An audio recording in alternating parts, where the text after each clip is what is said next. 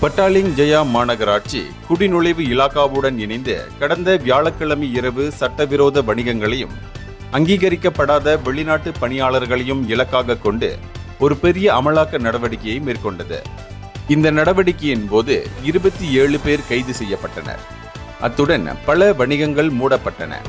மேலும் 14 அபராத அறிவிப்புகளும் வழங்கப்பட்டுள்ளன. பட்டாலிங் ஜெயா மேயர் மொஹமட் ஜாரி சமிங்கோன் தலைமையிலான இந்த சோதனையானது செக்ஷன் 1, ஓல்ட் டவுன், PJS 3 ஆகிய பகுதிகளில் கவனம் செலுத்தியது.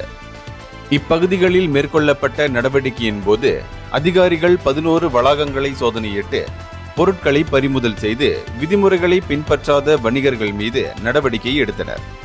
பாதுகாப்பு, ஒழுங்கு, சட்ட இணக்கத்தை நிலைநாட்டுவதற்கான MPPJ-யின் தொடர்ச்சியான உத்தியின் ஒரு பகுதி இந்த நடவடிக்கை என்று மாநகராட்சி தலைவர் தெரிவித்தார்.